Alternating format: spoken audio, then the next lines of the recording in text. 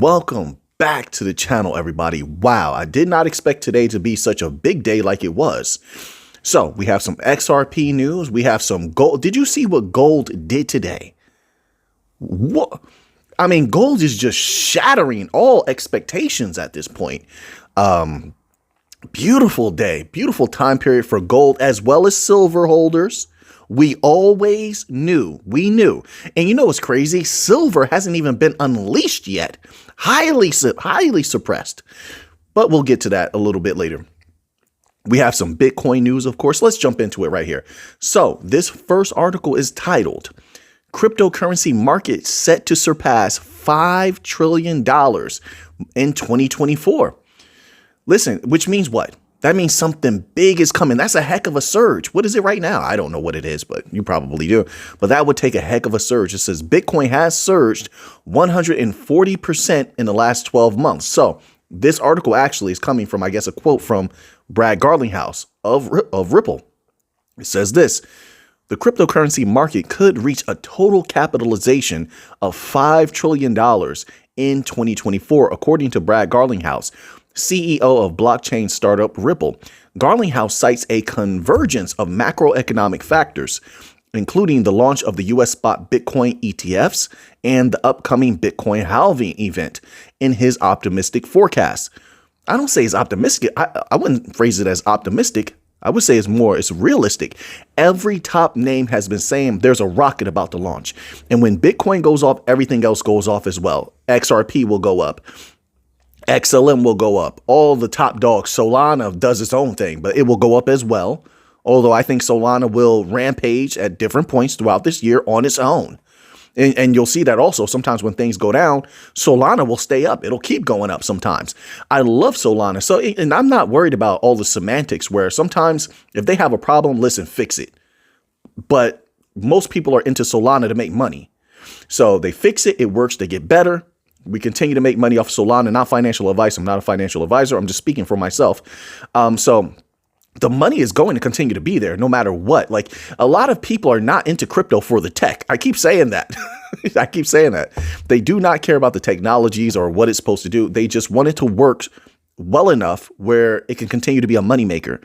And right now, Solana has the eyes of the big money. It's just the way it is. Like, what is that? Like 180 right now? It's still not doing bad. Even with everything else being down a little bit. I think Bitcoin went up a little bit today. I think I saw that. But even when things are down, still doesn't look too bad. But let's keep going. It says Garlinghouse side. Okay, we read that part. Moreover, he underscores the potential impact of regulatory developments, particularly in the United States. Those factors will play a major role in shaping the trajectory of the cryptocurrency market this year. Garlinghouse expressed confidence in the transformative potential of recent market developments. This includes the approval of the U.S. spot ETFs. I don't know why every article writer repeats that so much. We get it. It says, additionally, Garlinghouse highlighted the Bitcoin halving event. We know about that. It says this scarcity-driven mechanism, combined with the growing demand fueled by institutional interests and regulatory developments, has contributed to Bitcoin's 140% surge in the last 12 months. Then it says policy outlook.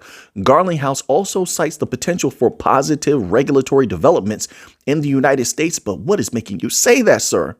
We've been fighting them tooth and nail for clarity and clear regulations, and they've never done anything. You must know something that we don't. And I don't put it past you. You probably do. You probably do. You have a great team over there at Ripple. It says, this is a critical factor that influences investor sentiment and market dynamics. Wait a minute. So he's actually saying something similar to what I've been iterating, which is the big money is here now. They're throwing their money around to rush in clear regulations.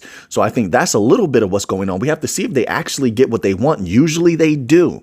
It's just a matter of when, right? Because a lot of people are very, very impatient. They don't want to wait around, even though the big money doesn't care about patience. They'll wait as long as it takes. But I understand that dichotomy, that dynamic there. However, what also I think that he's hinting at is that now that the big institutions are in, now that they're throwing their money behind clear regulations, at some point, if it ever comes out, hey, crypto is in the clear, crypto is good, there's clear regulations, the regular people that never enter crypto, I've been saying this, you heard me, right? They've never entered crypto. They will come in and they have a lot of money sitting there, just sitting on the side. I'm not talking about the cash pile on the side. I'm not talking about that. I'm talking about all that money that people who were fudded out of crypto, not fudded out of crypto, but they were given a negative sentiment, a negative light of crypto. And they never liked crypto, never entered crypto. All they need as a catalyst is for the mainstream media, the mainstream system, the banks to say, hey, come get it from us. They will bring that money right to crypto, and that could be explosive. I think that's what he's hinting at. And that moment, it doesn't seem like it's that far away. It really doesn't. But hey, I don't have a crystal ball. It says here, he also underscored the significance of regulatory certainty, particularly in the largest economy globally, U.S., of course. Hence, accommodative policies foster greater investor confidence and market participation. Okay, let's move on to another article. We had a lot of big news today. Here goes another one. This could get interesting very quickly, but you make up your own mind about that. This article is titled, Tranglo expands instant cross-border payments to over 30 eWallets. That's a heck of an expansion, aren't they? Don't they work with XRP? Don't they work with Ripple? I don't know. Listen, I don't know how fast they're going to be able to get big volume or big transactions. I don't proclaim to know that. I just know this is a heck of an expansion for someone who's associated with Ripple and XRP. I believe they are. It says leading fintech specialist Tranglo has announced an expansion of its cross-border payment network, enabling instant direct transfers to more than 30 e-wallets. Tranglo's direct-to-wallet transfers eliminate the need for intermediaries, making remittances more accessible by ensuring funds are available to recipients immediately. This is especially important for millions of rural recipients who often lack access to traditional financial institutions. Receiving money through e-wallets, which stay open 24/7, is a reliable and convenient alternative. That we know. It says Tranglo Group CEO Jackie Lee said, quote, our data shows that cross-border transactions to e-wallets have doubled since 2021 across the board. E-wallet payouts are outpacing banking channels. Now, that's what people need to hear. Listen, we've been telling people for a long time, we are dominating. Listen, that end result comes at the end. That's what people are looking for, the end result when there's still building going on. This takes time. You want to replace a system, it takes time. This is real world utility, but we've been replacing them. We've been dominating. Look at this. E-wallet payouts are outpacing banking channels this year. Nobody wants to use the banks. Nobody likes the banks. And even more than that, nobody likes Swift. That's another thing I'm going to keep iterating. They're going to need us, in my humble opinion. Same way they needed Chainlink. They said they're going to bring in 4 or 5. They're willing to bring in 4 or 5 other companies. The question is, who is that going to be? Of course, it doesn't have to be some of the bank coins, but then it could be. I'm trying to stay balanced. But here's the thing. So we're going to cover an article. Wait, let me check. Oh, you know what? That one's for the members only section. My apologies, folks, but there's a reason I'm saying that. I don't see Swift going that far. I see it just being another FedNow, whatever system they're cooking up, unless they congeal with us, and then they can keep their global reach. If not, a lot of their banks, a lot of their people are going to get cut off because, well, like I said, we'll cover that in the members only video. So outpacing banking channels this year, with some corridors like GCC to Pakistan experiencing a surge of nearly 400% in transactions. It says, quote, anybody see that? Anybody connecting these dots that it's just, I don't believe in coincidence. So you have the announcement. They made it official. Uphold announced it themselves. FedNow is using XRP. Of course, it's not the only thing that they use, I would assume, right? But they're using XRP to some capacity. I'm assuming that it's an entry level capacity. They're just starting out with that. It's just small things going on. That's why you haven't seen the price go berserk. But you have FedNow using XRP. You have Tranglo, a company associated with XRP, doing a rapid expansion. There's so much going on right now. All of this right now. Well, as we draw towards the end of this case, I just don't believe in coincidence. I think they're getting positioned. I do. Even the FUD is strategic, in my humble opinion. Everything's happening as we near the end of this case. Why? Why? There's a reason for everything. So now let's keep going.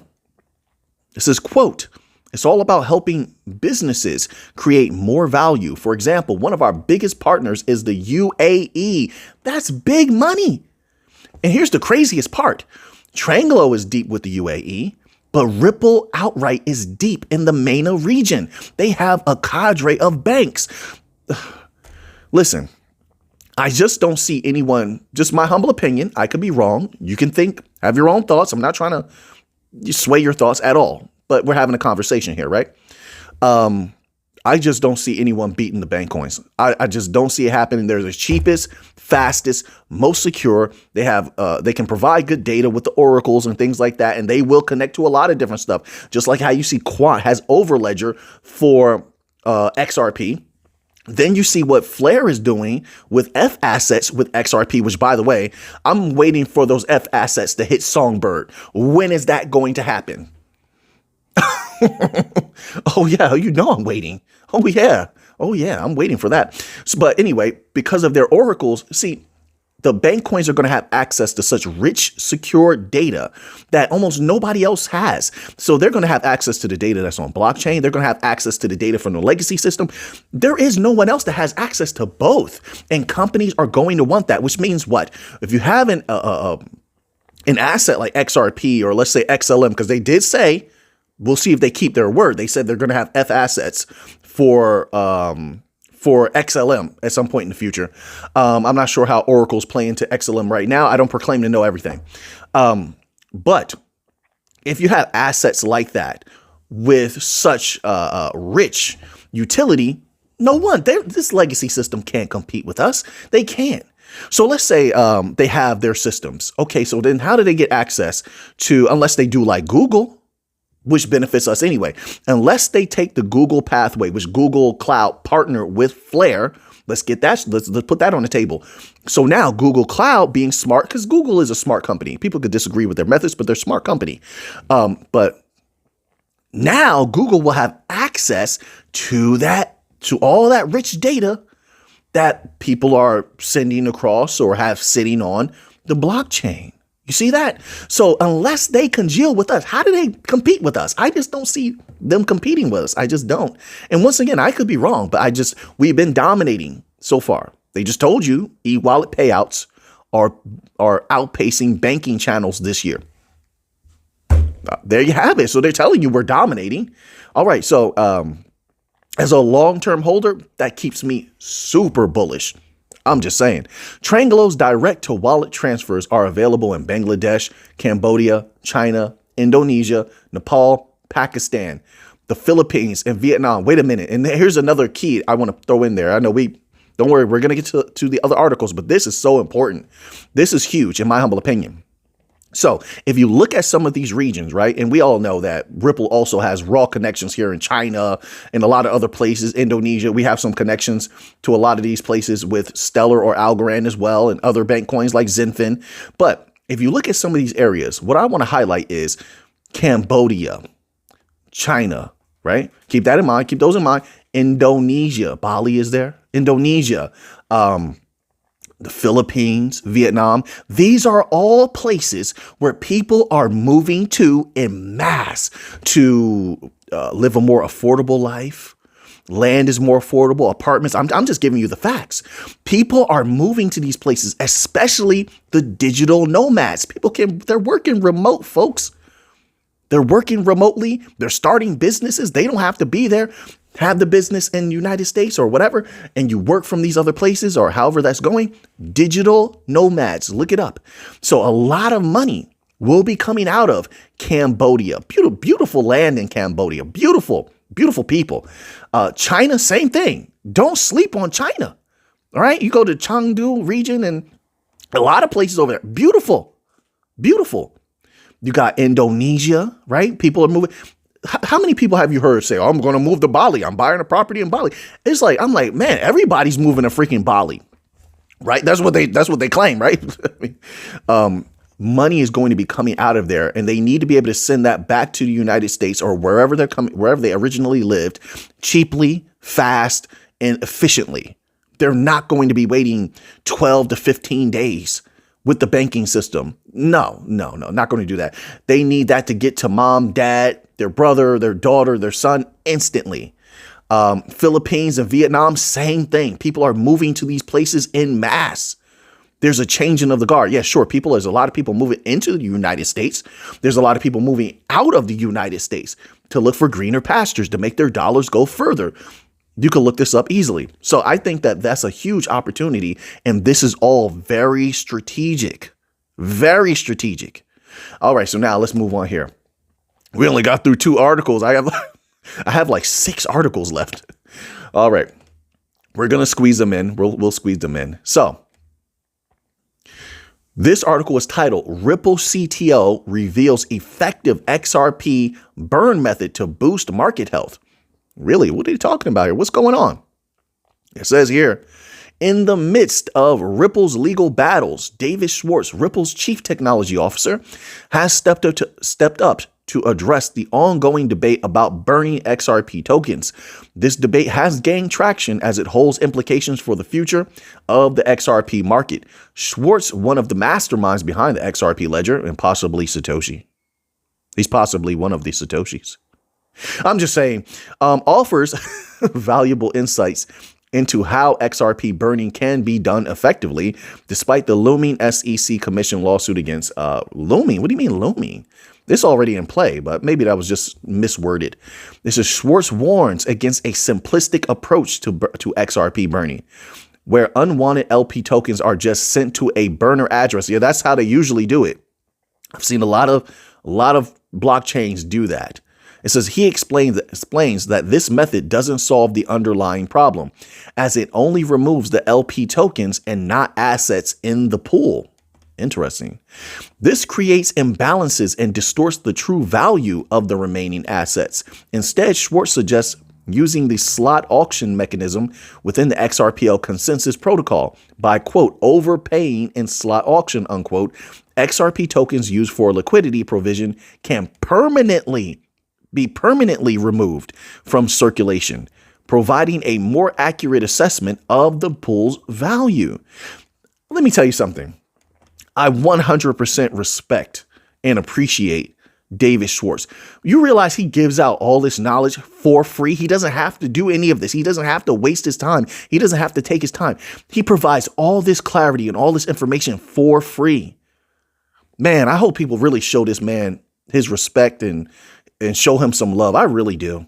I don't know how people treat him. I'm not on social media like Twitter and X, whatever. I'm not on there anymore. So I don't know what the people say to the man, but please, man, show that guy some respect. A lot of these people do very well with conveying information that I wouldn't think of. And I think a lot of other people wouldn't otherwise know if they didn't provide it. So shout out to David Schwartz. I appreciate you, sir. It says here, market dynamics, the ongoing SEC lawsuit against Ripple. Okay, so then they go into a little bit of that about the SEC lawsuit and its effect on XRP's price. All right, so let's move on here because we don't have any time to waste. I want to get all these articles to you today.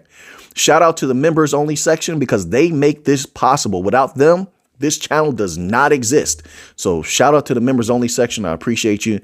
And shout out to everybody who views these videos on a daily basis. I greatly, greatly appreciate you. And none of you are forgotten. I appreciate you. I do. I appreciate you greatly. So now, this article is titled Charles Hoskinson points to 2 major upgrades amid Cardano dunking. Oh, wait, what's going on here? It says the Cardano founder is fighting FUD again following an individual's video. I'm not going to name this person, claiming ADA is dead. Why would you say that? ADA is dead. I don't understand that. They've had so many good, like at least Hoskinson says they have so many good things they're working on. And every time he talks about it, it's super bullish with the progress that they've been making. I don't know why someone would say ADA is dead. Not only that, but people love ADA. Strong community, and it's a moneymaker. I just read an article the other day where there's so many people predicting ADA to skyrocket, and I can't say I've seen anything that would make me think that it's not possible for ADA to skyrocket into the future. And once again, let me say, I hold zero ADA. I have no ADA, but that doesn't mean I can't recognize a project when it sounds solid and it looks good into the future. But let's read this little article here. It says Cardano founder Charles Hoskinson has his eye on two major upgrades, at least one which is slated for this year for the Cardano network. Didn't they also say Cardano has a lot of developers building on it? I think we read an article like that recently. So that's also really good. It says, for the Cardano network amid a recent flood of criticism. Okay. It says, quote, we are holding all the cards as an ecosystem, unquote. Hoskinson said in an April 7th post on X in response to recent pessimism. It says, quote, we have the best path for scalability, governance, and innovation. We also have the best community. That's what I'm saying. Like there's so much going on that's positive for Cardano. Says, unquote, he added in response to, quote, all the dunking on Cardano. I don't understand why that would be. Like, what is the reasoning for that? It says Hoskinson's optimism was fueled mainly by the upcoming Chang hard fork, seen as one of the network's biggest hard forks since 2022 Vassal upgrade and slated for the second quarter of this year. Okay. So Chang is the first hard fork of the Voltaire era of Cardano's roadmap. What's the second thing? Does he announce that? I'm searching, folks. Is seen as enabling the network to become fully decentralized by introducing community governance. Another positive thing. The people claim they want decentralization. They're giving it to you. Full decentralization. It says, throughout the rest of the year, the transition will introduce delegate representatives, DREPs, involve a Cardano Constitution Convention event, and a Cardano community vote to ratify the first draft of the Cardano Constitution. That's actually unbelievable that they're going that far. Listen, if I had ADA, I can promise you, I'm just saying, I wouldn't care about any of that. I just want to make money off of ADA. I don't want to get that deep, but that's impressive. It says, quote, Ouroboros, Laos. I love all of these ancient names that they take and give to something so simplistic. It's like Ouroboros, really. It says, is the biggest step forward toward involving the blockchain trilemma ever, unquote, Hoskinson added. Also, I actually enjoy that. They do use a lot of these phrases because it gets me to thinking about things I haven't thought about in a long time, right? Ouroboros Leos is a new version of the proof of stake consensus model designed to increase throughput, scalability, and transaction speed on Cardano while maintaining the current level of decentralization. Also, for all my anime people out there, I don't know if you ever put the two and two together. You probably did. Oh, Mick, this is going to be basic, probably. But if you remember Saitama from One Punch Man, he fought Lord Boros at the end. Boros, Ouroboros. You know how they see how they chop that? I always thought that was pretty cool. That this alien conqueror of the galaxy just happens to have the name Boros, right? Like they could have called him Lord Ouroboros, but it doesn't sound as good, right? Or just not even take the Lord off and just say Ouroboros, but they just went with Boros. I thought that was pretty cool. I thought a lot of people don't know about the Ouroboros, you know. So anyway, let's move on here. Oh, we're almost at the end. We're doing pretty good. We're almost at the end. I hope you all are having a fantastic Monday. I know the week has just begun and we're going to survive another week. We're going to conquer another week. I know you're going to do well. You always do well. I believe in you. And I'm going to work hard as well. Man, let me tell you something right now. Last week was crazy. You could tell when the week is getting to me. It wears me down. Listen, I'm doing work the whole morning. And the stress starts hitting you. That's when you got to just, you know how they put, a lot of the members only people, they'll put like this meditator person, this meditator person in the comments. Yeah, you got to go meditate. You got to listen to some music. You got to just release that stress, and I have to do that every once in a while. So, but we will get through another week. We will conquer. Keep doing a good job. If no one else tells you, I want to tell you, keep doing a good job. So now let's find out what this is. I have two articles here. Man, I'm going to squeeze them in, folks. This article is titled, China Makes Major Financial Announcement. What is that? What are they announcing now? Just had BRICS Nations news like the last 2 days. It says BRICS member China made a huge financial announcement last week, indicating that they are launching a new currency swap program with developing countries. Uh-oh. The currency swap allows the central banks of developing countries to sign an agreement with China that will facilitate trade in local currencies. I knew it. I knew it. See, when they first started all this BRICS nation common currency talk, the first thing that they said was we might do this in local currencies. Then once they said we're going to come out with a common currency, that just blitzed the news. Everybody was talking about this one common currency and forgot about the local currencies. But that is the real threat to the dollar. That is, and now it looks like they're going full blast with that. Then keep in mind, they're doing this with local currencies all the while they're stacking gold, which is to a lot of us gold holders and silver holders benefit because it props that price up. But let me tell you something, man. Look, I don't know what the West is doing. What are they doing? They better take some sort of action to make sure it's not to compete with China. It's not to push China down, but the West better take actions to make sure that they can stay afloat once everything starts getting up and running. Because the rest of the world looks like they're done with Western systems. Whether the West likes it or not, or accepts it or not, it doesn't make a difference. It looks like a change is coming, and change is the only constant. So central banks can swap their local currencies for trade with China and save millions in exchange rates. People better get ready. The US dollar will play no role. Listen, no role, zero role in the currency swap agreement, making local currencies the centerpiece of all transactions. The move comes in line with BRICS Alliance looking to push local currencies first for trade and commerce instead of the US dollar. We'll see how it works out. We'll see how it goes. There's no guarantees in anything. Let's end off here so we don't make the video too long. All right. So this article we're going to end off with here is about sweet, sweet gold. Gold is too sweet. Remember anybody ever watch wrestling like in the old school? And you had this group in wrestling. They were called the NWO, and there was Hulk Hogan, Scott Hall, Kevin Nash, and X-Pac. And they used to always say that. It was one of them used to say that. It's too sweet. It was hilarious. I love that time period. Anyway, this article is titled, Gold Price Storms Through $2,350. We called it. Now, I don't have any further predictions. I don't know where gold is going now. I have no idea, folks. It smashed through all of my predictions and estimates. Man, I'm a happy person right now. That's all I can say. Gold price witnessed a sudden $27 upswing and stormed through the $2,350 barrier to refresh an all-time high at $2,354 in Asian trading on Monday, despite easing geopolitical tensions between certain countries and reducing bets on a June U.S. Federal Reserve interest rate cut. What? Listen, I don't have this article up here, but you could look this up if you want.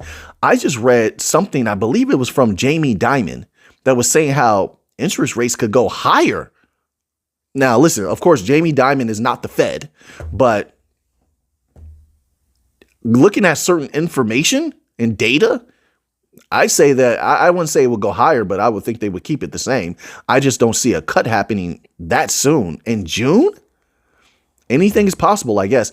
So gold price extends its record-setting rally, primarily on reports of potential robust gold purchases by global central banks. Wasn't I talking about this the other day? I told you those central banks are buying record amounts of gold, and of course, listen, I love to make a lot of money. Gold is doing wonderful for me right now, but that's not what's important. What people need to be asking is, why are they buying record amounts of gold? Nothing else, gold. That's what people need. They're preparing for something. They don't just do this for no reason. They just started this, what, like 2 years ago? They started, well, we got in super early before that. And then they just start just buying gold seemingly out of nowhere. This is not out of nowhere. This is not for no reason. There's something coming and they're preparing themselves. Remember, gold is a protective asset. And right now they're having currency wars. So now that you have that information, what are you going to do with it? I know what I'm going to do with it. So until next time, everybody, let's get to the money.